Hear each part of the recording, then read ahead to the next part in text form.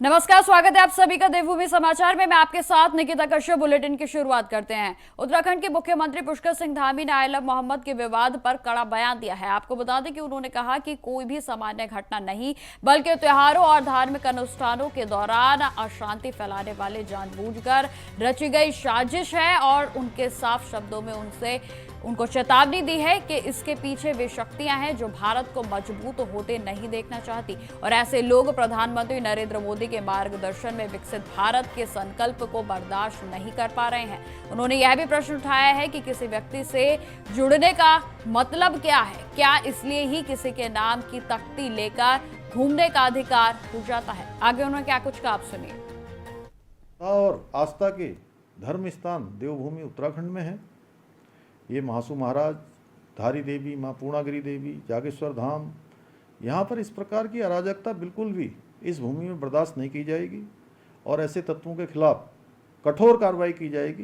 पहले भी कहीं पर भी अगर इस प्रकार का प्रयास हुआ है तो कानून ने अपना काम सख्ती से किया है और हमने ऐसे ही सब उपद्रवियों के लिए, ऐसा ही दंगा करने वालों के लिए यहाँ सख्त दंगा रोधी कानून बनाया है। जो भी सरकारी संपत्ति और निजी संपत्ति हो, दंगा करने वाला जो भी होगा, इसकी जो है भरपाई उसी व्यक्ति से उसकी भरपाई करवाई जाएगी और ये काम बहुत सख्ती से करवाया जाएगा। खबर देहरादून से है, जहां मुख्यमंत्री पुष्कर सिंह धामी से एबीवीपी के देहरादून जनपद के विभिन्न महाविद्यालयों से निर्वाचित विजयी छात्र प्रतिनिधियों ने मुख्यमंत्री आवास पर भेंट की। आपको बता दें कि सीएम पुष्कर सिंह धामी ने सभी प्रत्याशियों को उनकी जीत की शुभकामनाएं दी और उनके उज्जवल भविष्य की कामना भी उनकी ओर से की गई। उन्होंने कहा कि युवा देश के और राज्य की प्रगति की असली शक्ति है और उनकी सक्रिय भागीदारी से ही समाज में सकारात्मक परिवर्तन संभव है। इस अवसर पर छात्र प्रतिनिधियों ने सीएम पुष्कर सिंह धामी को अपनी आगामी योजनाओं और छात्र हित में किए जाने वाले कार्यों की भी जानकारी दी। तो वहीं सीएम धामी ने उन्हें हर संभव मार्गदर्शन और सहयोग देने का आश्वासन दिया।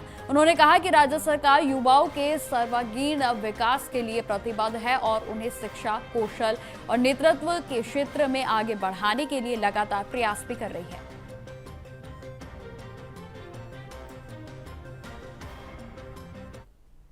खबरों में आगे बढ़ते हैं। उत्तराखंड में यूके SSS नकल प्रकरण में पेपर सोशल मीडिया पर वायरल होने के बाद अब सीएम पुष्कर सिंह धामी सरकार में मुख्य आरोपियों को जेल में भेज दिया गया है और जहां एसआईटी का गठन भी कर जांच को सौंपा गया। बताते चले कि रिटायर्ड जज यूसी ध्यानी को जांच का जिम्मा दिया गया और जहां प्रदेश भर में आंदोलनरत छात्रों की सीबीआई की जांच की मांग पर सीएम पुष्कर सिंह धामी खुद धरना स्थल पर पहुंचकर सीबीआई की जांच की उनकी ओर से सिफारिश की गई, जिससे कि छात्र छात्राओं में खुशी की लहर दौड़ गई है। तो वहीं सीबीआई की जांच के ऐलान के बाद छात्रों और कोचिंग संचालकों ने सीएम पुष्कर सिंह धामी का आभार जताया और इसे छात्र हित में ऐतिहासिक कदम बताया है। साथ ही आपको बताते चले कि उन्होंने एक और मांग रखी थी कि छात्र आंदोलन का दुरुपयोग कर राजनीति करने वालों को पहचान कर सख्त कार्रवाई हो।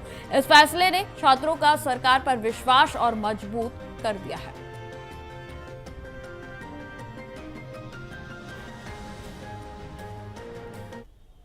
मैं सीएम साहब का आभार व्यक्त करता हूं कि उन्होंने इसमें एसआईटी बैठाई, सीबीआई बैठाई सर। लेकिन सर उनसे एक निवेदन है कि सर जांच की जाए। सर जांच में जो बच्चे सर लिप्त पाए गए हैं सर उन पे कार्रवाई हो, न कि सर पूरा पेपर कैंसिल हो। तो इससे कई बच्चों का सर भविष्य खराब होगा सर, कि जो सर एक्चुअल में सिलेक्शन लेने वाले हैं। सबसे पहले मैं मुख्यमंत्री जी का धन्यवाद देना चाहूँगा कि उन्होंने ये बहुत अच्छा निर्णय लिया छात्रों के पक्ष में कि एग्ज़ाम इसके बारे में सीबीआई जांच की जाए और जल्द से जल्द जांच की जाए और जांच का जो भी रिजल्ट आता है उसके हिसाब से री एग्ज़ाम हो, क्योंकि जो छात्र मेहनत कर रहे हैं उनके साथ अन्याय नहीं होना चाहिए। और मैं मुख्यमंत्री जी से यही कहना चाहूँगा कि जिन भी छात्रों, जो भी लोग इसमें लिप्त थे ऐसे प्रकरण में, उनके खिलाफ सख्त से सख्त कार्रवाई हो और जो मेहनती छात्र हैं उनके साथ किसी तरह का अन्याय न हो। तो इसके लिए मैं उनका बहुत बहुत धन्यवाद कहना चाहूँगा। मैं हमारे जो उत्तराखंड के मुख्यमंत्री अभी वर्तमान है पुष्कर सिंह धामी जी का धन्यवाद करना चाहती हूँ कि उन्होंने ये क्या कहते हैं, अभी जो पटवारी की जो परीक्षा हुई थी उसमें नकल जो पकड़े गए उनके मतलब परीक्षा के लिए सीबीआई जांच के लिए हाँ की, और वो पहले मुख्यमंत्री हैं जो मतलब बच्चों के बीच गए और मतलब उन्हें दिलासा दी कि हाँ मतलब सीबीआई जांच होगी और जो परिणाम है वो बच्चों के हित में ही आएगा। अब खबर रुड़की से है, जहां यूके ट्रिपल एस से परीक्षा का पेपर लीक होने के बाद उत्तराखंड के कई जिलों में युवाओं के द्वारा प्रदर्शन किया गया था और जहां इस मामले में कई अधिकारियों पर कार्रवाई भी की गई है। जबकि आपको बता दें कि आरोपियों को पुलिस हिरासत में लेकर पूछताछ निरंतर जारी है। विपक्ष ने भी इस मामले को लेकर सरकार को जमकर घेरा, जहां कांग्रेस कार्यकर्ता लगातार सरकार के खिलाफ विरोध भी जता रहे हैं। तो वहीं आपको बता दें कि कांग्रेस के राष्ट्रीय सचिव काजी निजामुद्दीन ने प्रदेश सरकार को फेल करार दिया है और कहा कि सरकार केवल जिहाद के नाम को लेकर युवाओं को भटकाने का प्रयास कर रही है। उन्होंने पूरी घटना की सीबीआई की जांच की मांग की है ताकि उत्तराखंड के युवाओं को न्याय मिल सके। सबसे बड़ा पाप है ये दुनिया का, और इससे बड़ा पाप हो नहीं सकता कि बच्चों के भविष्यों के साथ खेलना। और उन बच्चों की तरफ निगाह उठाकर देखिए जो बच्चे सालों साल परीक्षा की तैयारी करते हैं और परीक्षा की तैयारी करने के बाद उन्हें पता चलता है कि या तो पेपर पोस्टपोन हो रहा है, पोस्टपोन होते होते जब वो पेपर होता है तो वो लीक हो गया। बच्चों की उम्रें निकली जा रही हैं, माँ बाप के खर्चे बढ़ रहे हैं। और आज ये चीज़ इस वजह से भारतीय जनता पार्टी की सरकार में आपको देखने को मिल रही है क्योंकि राहुल जी ने आपके सामने, पूरे देश के सामने प्रेजेंटेशन दिया कि जो वोट चोर सरकार है, जो वोट चोरी से बनी हुई सरकार है, वो किसी के भावनाओं की, किसी के जज्बात की, किसी कानून की कोई परवाह नहीं करती। और वोट चोर सरकार पेपर चोर करेगी, पेपर चोरी करेगी। यही सरकारें उल्टे उल्टे काम करेंगी क्योंकि इनको मालूम है कि ये प्रॉपर तरीके से नहीं चुनाव लड़ रहे हैं। चुनाव आयोग इनके संरक्षण में है और इनको एक आने वाले वक्त का भी कॉन्फिडेंस बना हुआ है दिमाग में, जो आइंदा नहीं रहेगा तो वो कॉन्फिडेंस भी इनका टूटेगा। और जनता इस वक्त बहुत नाराज़ है, युवा नाराज़ है और हम सब लोगों का पूरा समर्थन अपने युवाओं के साथ है। हम सब उनकी लड़ाई में, पूरी कांग्रेस पार्टी उनके साथ खड़ी है और कहीं भी कोई इस तरह का प्रकरण हुआ है, जो भी हुआ है, इसकी प्रॉपर जांच होकर दोषियों के खिलाफ कार्रवाई हो, उनको सजा मिले। लेकिन दोषी निम्न स्तर के, छोटे स्तर के दोषियों को पकड़कर जेल भेजने से काम नहीं। खबर रुड़की से ही है, जहां उत्तराखंड की सरकार के गरीब के द्वार कार्यक्रम के तहत आज राज्य मंत्री देशराज कर्णवाल छबरेड़ा विधानसभा क्षेत्र के खालसा में पहुंचे और जहां आपको बता दें कि बाबा साहेब भीमराव अंबेडकर के समाज कल्याण बहुउद्देशीय शिविर का आयोजन किया गया, जिसमें उन्होंने लोगों की समस्याओं को सुना और उनका शीघ्र ही समाधान करने का आश्वासन भी दिया गया। आपको बता दें कि इस दौरान लगभग 17 समस्याएं सामने आई, जहां राज्य मंत्री देशराज कर्णवाल ने क्षेत्रवासियों की सभी समस्याओं को जल्द ही संबंधित अधिकारियों के माध्यम से समाधान कराया जाएगा का आश्वासन दिया है। उन्होंने जनता से सहयोग की अपील की और कहा कि सरकार गरीबों की हर समस्या का निवारण करने के लिए प्रतिबद्ध है। ये क्या है, हमारा कोई काम नहीं कर रहा, जो पटवारी है यहाँ। देखिए, ये मेरा पहला शिविर था। भगवान वाल्मीकि जी के चरणों में नमन करके और इसके बाद गुरु रविदास जी के चरणों में नमन करके मैं इस बाबा साहब भीमराव अंबेडकर जी के चरणों में नमन करते हुए मैं अपने इस अभियान की शुरुआत कर रहा हूँ शिविर के रूप में। कल हरी झंडी दिखाकर माननीय मुख्यमंत्री जी ने इसका आगाज किया था। आज मैं खालसा बस्ती, भगवान वाल्मीकि बस्ती में आया हूँ, तो यहाँ पर मुझे 17 समस्याएं मेरे सामने आई है, जिसमें कुछ को हमने मौके पर ही सॉर्ट आउट किया। लेकिन एक जो बड़ी समस्या है, जब मैं विधायक था तब मैंने वो घोषणा कराई थी, मुख्यमंत्री जी की घोषणा में थे, वो जब तक पूरी होती, क्योंकि आज भी मुख्यमंत्री की घोषणाएं पूरी हो रही है जो मैंने कराई थी, ये हमारे क्षेत्रीय विधायक ने स्वीकार भी कर लिया है कि मेरी घोषणा है। लेकिन यहाँ के विधायक इस घोषणा को कि खालसा बस्ती को मंगलौर नगर पालिका में मिलाया जाए, वो नहीं इस पे गौर फरमा रहे हैं और इसको वो नहीं कर पा रहे हैं। इसे मेरी सरकार कराएगी, ये भी आश्वासन मैंने दिया है। एक दुकानदार जो है यहाँ पे 1.5-2 किलोमीटर दूरी पे हाईवे क्रॉस करके वहाँ पे जाना पड़ता है। ये भी मैंने जिला पूर्ति अधिकारी को निर्देश दिए हैं और BDO साहब को निर्देश दिए हैं कि यहाँ पर खालसा बस्ती में ही दुकान किराए पर लेकर के दुकानदार उचित दर विक्रेता यहीं पर दुकान खोले। उन्हें 1 महीने 2 महीने का समय दिया है कि वो जल्दी से जल्दी यहाँ पर दुकान खोले। खबरों में आगे बढ़ते हैं। यूके SSS परीक्षा प्रकरण में सीएम पुष्कर सिंह धामी ने छात्रों की मांग पर सीबीआई की जांच की संस्तुति दी है। और जहां आपको बता दें कि पूर्व सीएम और हरिद्वार के सांसद त्रिवेंद्र सिंह रावत भी सियासी विवाद में पूरे तरीके से कूद पड़े हैं। आपको बता दें कि 27 अक्टूबर 2020 को खानपुर से विधायक उमेश कुमार की याचिका पर हाईकोर्ट ने रावत के खिलाफ सीबीआई की जांच की अनुमति दी थी और जिसे रावत ने सुप्रीम कोर्ट में चुनौती दी थी। तो वहीं आपको बता दें कि जब इस पर उससे जो है सवाल किया गया तो उन्होंने जांच होने से इनकार किया। इस बयान पर कांग्रेस के वरिष्ठ प्रवक्ता डॉक्टर प्रतिमा सिंह ने भी तीखा पलटवार करते हुए कहा कि रावत तथ्य स्वीकार करने से बच रहे हैं और उनकी जो याददाश्त है वो कमजोर हो चुकी है। तो वहीं आपको बता दें कि विवाद अब इस बात पर केंद्रित है कि सीबीआई की जांच की मांग का श्रेय मुख्यमंत्री पुष्कर सिंह धामी को मिलेगा या त्रिवेंद्र सिंह रावत को या फिर छात्रों को। इस मुद्दे में राजनीति पूरे तरीके से गरमाई हुई है। देखिए, अब इससे तो पता चलता है कि त्रिवेंद्र सिंह रावत जी जो हैं उनको शॉर्ट टर्म मेमोरी लॉस है, क्योंकि उनके मुख्यमंत्री पद पर रहते हुए इतिहास में पहली बार हुआ कि किसी मुख्यमंत्री के खिलाफ सीबीआई जांच की जो आदेश है वो हाईकोर्ट ने पारित करने का कार्य किया। अब उसके बाद आप उसके खिलाफ कहीं भी गए हो, वो त्रिवेंद्र सिंह का पर्सनल मुद्दा है, लेकिन वो ये कह रहे हैं कि कांग्रेस के किसी बूढ़े व्यक्ति ने ये बात बोली होगी, उसकी याददाश्त कमजोर है। तो मैं कहना चाहती हूँ आप अपनी याददाश्त पे जो है जोर फरमाइए और डेली सुबह उठ करके बादाम खाया करिए, क्योंकि आप इतिहास में दर्ज हुए हैं कि हाईकोर्ट ने आपके खिलाफ सीबीआई जांच की जो है सीबीआई जांच बिठाने का आदेश पारित किया था। नहीं, कांग्रेस को मुझे लगता है कि कुछ कोई बूढ़ा बुजुर्ग होंगे जो इस तरह की बातें कर रहे हैं, उनकी याददाश्त कमजोर हो गई है। ऐसी कभी कोई इस तरह की कोई बात नहीं हुई। अब खबर रुड़की से है, जहां मंगलोर पुलिस ने एक मोटर चोरी गिरोह का भंडाफोड़ किया है। आपको बता दें कि इस आरोप में 3 आरोपियों को गिरफ्तार किया गया, जहां पूछताछ में पता चला है कि गिरोह मोटर चोरी से जुड़ी कम से कम 5 मुकदमों में संलिप्त था और जहां इस गिरोह के कारण कई किसान परेशान थे, क्योंकि वे खेतों में लगी मोटरों को चुराकर बड़े मुनाफाखोरी करते थे। तो वहीं बताते चले कि गिरोह के अन्य सदस्यों की तलाश भी पुलिस ने सक्रिय रूप से उसको लेकर जांच पूरे तरीके से शुरू कर दी है। जहां एसएसपी परमिंदर सिंह चौहान ने इस पर जानकारी देते हुए कहा कि मामले में विशेष टीम गठित की गई है और निर्देश दिए गए हैं कि ऐसे अपराधियों को कानून के कटघरे में लाया जाए।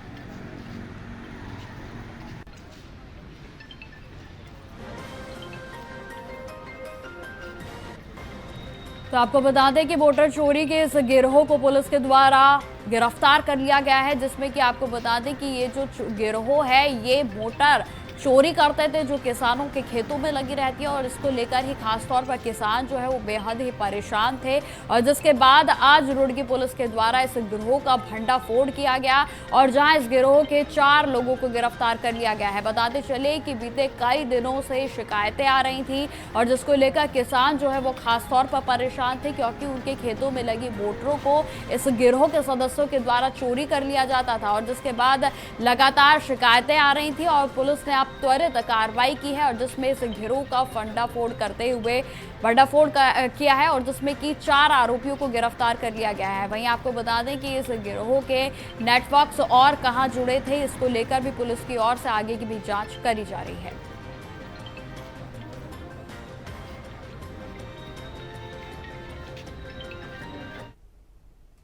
तो खबरें लगातार बनी रहेंगी। फिलहाल रुकते छोटे से ब्रेक के लिए। ब्रेक के बाद एक बार फिर से स्वागत है आप सभी का। बढ़ते हैं खबरों की ओर। खबर देहरादून से है, जहां पुलिस मुख्यालय से 7 पुलिस उपरक्षकों के ट्रांसफर आदेश जारी किए गए। जहां आपको बता दें कि इन ट्रांसफरों का उद्देश्य बेहतर प्रशासन और लॉ एनफोर्समेंट को व्यवस्था को मजबूत करना बताया जा रहा है। आपको बता दें कि ट्रांसफर आदेश के तहत अधिकारी विभिन्न जिलों और थाना क्षेत्रों में नई जिम्मेदारियों के साथ तैनात किए जाएंगे।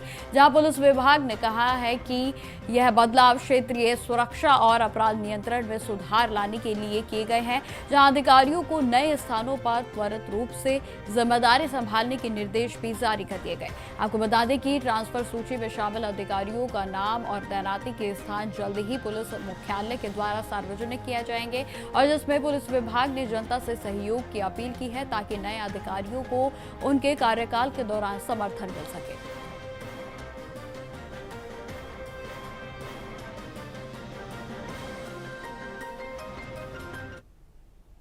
खबरों में आगे बढ़ते हैं। उत्तराखंड की एसटीएफ और उधम सिंह नगर पुलिस ने पुलभुट्टा थाना क्षेत्र में 2 अंतर्राज्यीय नशा तस्करों का गिरफ्तार किया है। आपको बता दें कि आरोपियों के पास से करीब 7 किलो अफीम बरामद हुई है और जिसके अंतर्राष्ट्रीय बाजार में कीमत लगभग 84 लाख रुपए बताई जा रही है। बताते चले कि गिरफ्तार तस्कर अफीम लेकर मोटरसाइकिल्स के माध्यम से सप्लाई करते थे और जहां एसटीएफ और पुलिस की संयुक्त कार्रवाई से तहत पुलभट्टा थाना क्षेत्र में दबिश देकर इन्हें गिरफ्तार भी किया गया। तो वहीं बताते चले कि एसएसपी मणिकांत मिश्रा ने कहा कि नशे के कारोबार से जुड़े अपराधियों के खिलाफ कड़ी कार्रवाई लगातार जारी रहेगी और किसी को भी बख्शा नहीं जाएगा। इस सफल अभियान से नशा तस्करों में जहां खौफ बढ़ा है तो वहीं पुलिस सतर्कता बढ़ाकर जो है कानून व्यवस्था पूरे तरीके से बनाए रखने में जुटी है। माननीय मुख्यमंत्री उत्तराखंड श्री पुष्कर सिंह धामी महोदय के नशा मुक्त उत्तराखंड अभियान को साकार करने के लिए उधम सिंह नगर पुलिस प्रभावी कार्रवाई कर रही है। इसी क्रम में एसटीएफ एवं पुलभट्टा पुलिस थाने की संयुक्त कार्रवाई में 2 अंतर्राज्यीय नशा तस्करों को गिरफ्तार किया गया। इनके कब्जे से 7 किलोग्राम से अधिक अफीम बरामद हुई है, जिसकी अंतर्राष्ट्रीय बाजार में कीमत लगभग 84 लाख रुपए है। गिरफ्तार किए गए अभियुक्त चमन प्रकाश और महावीर उत्तर प्रदेश के रहने वाले हैं, जो मोटरसाइकिल से अफीम तस्करी कर ला रहे थे।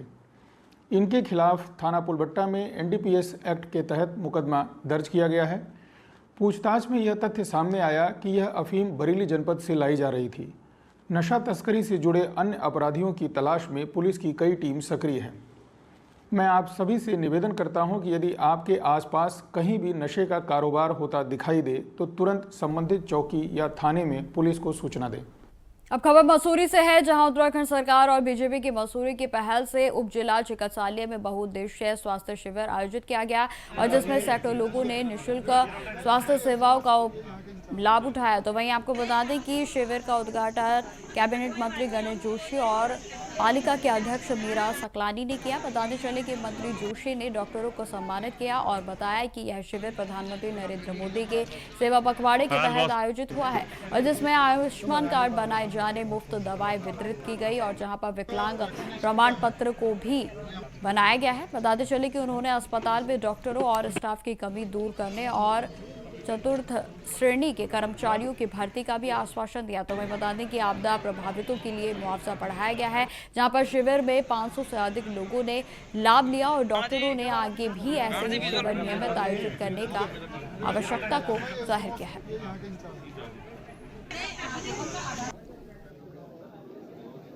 जिन्होंने भारत के भाल को विश्व के पटल पर ऊंचा किया है। 17 तारीख को उनका जन्मदिन था।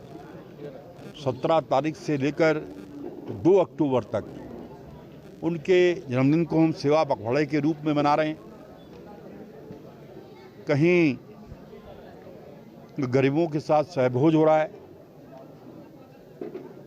कहीं हेल्थ कैंप लगाए जा रहे हैं, ब्लड डोनेशन कैंप लगाए जा रहे हैं और आपदा को देखते हुए इसको हमने प्रदेश के अंदर आपदा सेवा सप्ताह कहा है। आपदा क्षेत्रों में जाकर आपदा पीड़ितों की सरकार हमारी मदद कर रही है, हमारे कार्यकर्ता मदद कर रहे हैं, कहीं राशन दे रहे हैं, टीन दे रहे हैं, व्यक्तिगत रूप से धनराशि भी उनको दे रहे हैं।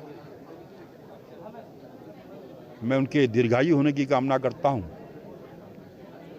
और आज जो शिविर यहाँ पर लगा है, मैंने सभी स्टॉलों का निरीक्षण किया। लगभग स्वास्थ्य से संबंधित सारे स्पेशलिस्ट यहाँ पर हैं, पर्याप्त दवाएं यहाँ पर हैं, खून की जांच यहाँ पर हो रही है, ब्लड डोनेशन कैंप भी यहाँ पर लगा है।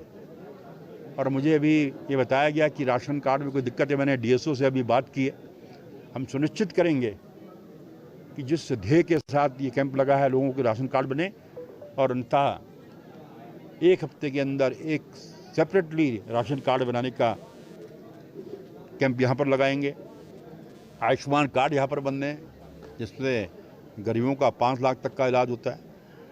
तो कहने का तात्पर्य यह है कि ये एक जनता की सरकार है, जनता के द्वार है और जनता के हर कष्ट में जनता के साथ खड़ी है। आज पूरा प्रदेश आपदा से जूझ रहा है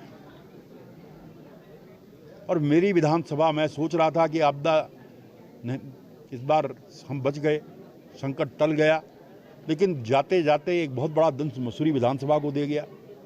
15 तारीख की रात को जब आपदा आई 11:45 पर 17 से अधिक लोगों की मृत्यु हुई है। अभी 3 मार्ग ऐसे हैं उनको खुलने में 15 दिन लगेंगे। मसूरी का आवागमन अवरुद्ध हो गया था, हमने बहुत तेज़ी से काम करके एक वैली ब्रिज बनाया।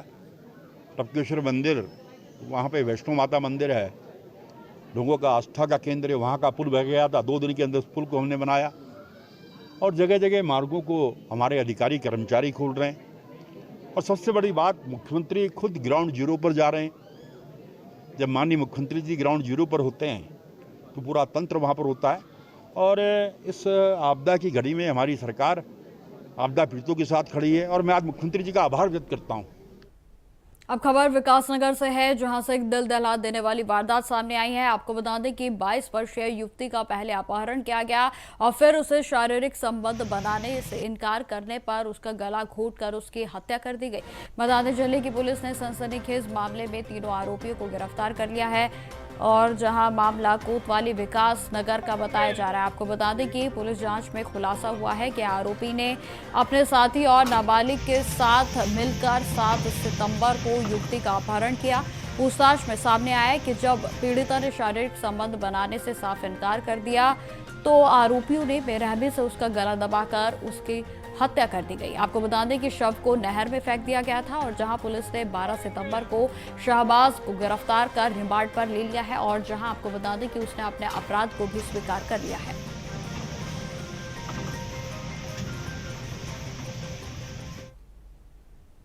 तो फिलहाल मेरे साथ इस बुलेटिन में इतना ही। देश दुनिया की तमाम खबरों की जानकारी के लिए बने रहे हमारे साथ। नमस्कार।